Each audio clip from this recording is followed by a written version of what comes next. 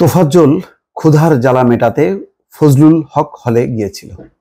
দর্শক, যতবার দেখছি তোফাজ্জলের এই খাওয়ার দৃশ্য, ভিডিও দেখছি, স্থির চিত্র দেখছি, ফেসবুকে বিভিন্ন জন নানা রকম কমেন্ট করছে, খুব হৃদয় বিদারক।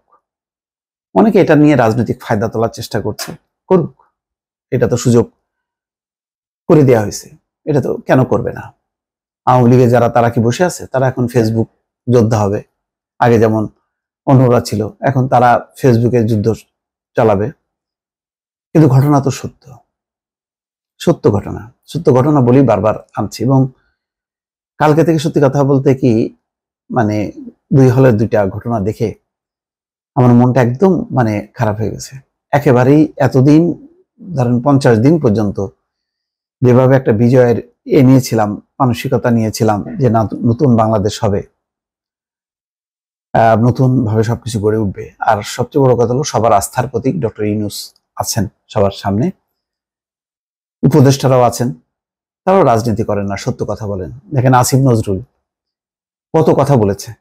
আমার কখনো মনে হয়নি যে তাকে, যে সে বিএনপিকে ক্ষমতায় আনার জন্য বা জামাতকে ক্ষমতায় আনার জন্য লিখেছে, যেটা সত্য সেটাই বলেছে। তারপরে ওয়াহিদুদ্দিন মাহমুদ, আহসান এইচ মনসুর, সালাউদ্দিন আহমেদ, এইসব লোকগুলি কি কোনো দলবাজি করার জন্য আসছে? তারা দেশটাকে গড়তে। তার বাইরেও দেখেন কমিশনগুলো গঠন করা হয়েছে, সেই কমিশনের সমস্ত বিশিষ্ট লোক। বাংলাদেশের এখন একজন বিশিষ্ট লোক সুশীল সমাজকে বলতে পারবে না তার কাজ নেই। প্রত্যেককে ইউনূস সাহেব সংগঠিত করেছেন, দায়িত্ব দিয়েছেন, এবং সবাই নিষ্ঠার সাথে কাজ করেছেন। শুধু স্বাধীন মালিক কেন সরে গেলেন আমি বুঝতে পারছি না। যাই হোক, এটা হয়তো ব্যতিক্রমী ঘটনা, কিন্তু বাকিরা সবাই কিন্তু যার যার থেকে দায়িত্ব পালন করছেন। এইরকম একটা সুন্দর সময় যখন নাকি তোফাজ্জলের ঘটনা, তারপরে ওই জাহাঙ্গীরনগরে ছাত্রলীগের ওই নেতার ঘটনা আসে, তখন মনটা একদম বিষয় যায়। কালকে আমি বলছিলাম যে বিপ্লব কি আসলে ব্যর্থ হয়ে যাবে? এটা আমার খুব আবেগের কথা। আমি মনে করি না যে দুই একটা ঘটনায় বিপ্লব ব্যর্থ হবে। একটা বিশৃঙ্খল পরিস্থিতি হবে। স্বাধীনতার পরে চিন্তা করেন, ৭১-এর পরে কি হয়েছিল? সাধারণ ক্ষমা ঘোষণার আগ পর্যন্ত কিন্তু রাজাকার, আলবদর, তাদেরকে খুঁচায় খুঁচায় মারা হয়েছে। বহু ওই সময়ের ঘটনা তো আর গণমাধ্যমে এভাবে আসতো না, প্রচুর মারা গেছে। তো ওইটা এক ধরনের যুদ্ধ।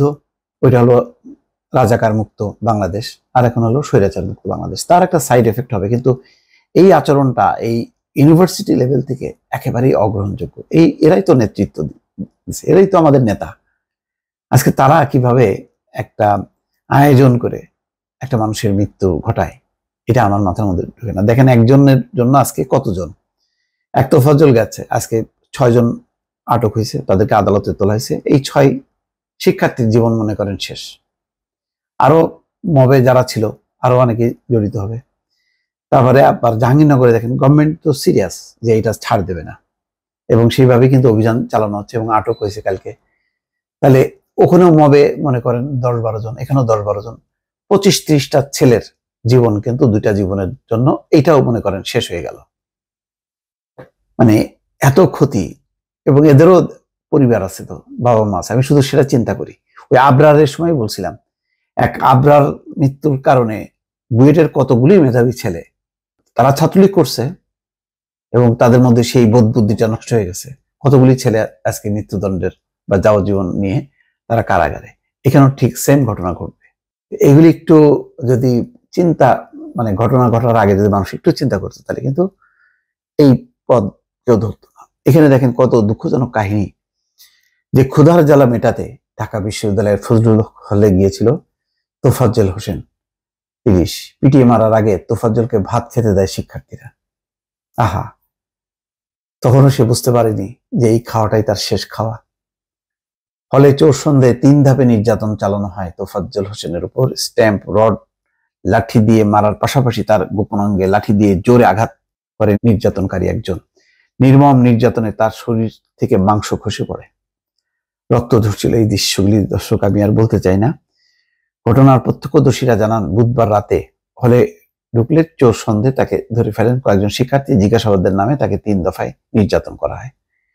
সেটা আমি আর বলতে চাচ্ছি না।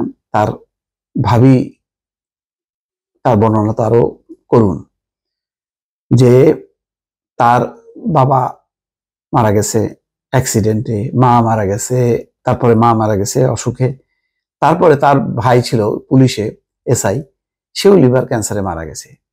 কেউ ছিল না তার।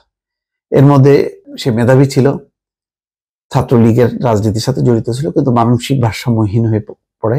একটা মেয়েকে ভালোবাসতো, সে মেয়ে রিফিউজ করছে, পরে সে মানসিক ভারসাম্য হারায়, তারপর ঘুরে ঘুরে বেড়াতো, মানুষের কাছে চেয়ে চেয়ে খাইতো। এরকম একটা মানুষকে একটু বোঝার চেষ্টা করলো না আমাদের শিক্ষার্থীরা। খুব দুঃখজনক দর্শক আমার। এই ছবিগুলো তো বারবার সোশ্যাল মিডিয়াতে আসতে থাকবে, যতবার দেখি ততবার বুকটা একদম হাহাকার করে ওঠে। ভালো থাকবেন, আল্লাহ হাফেজ।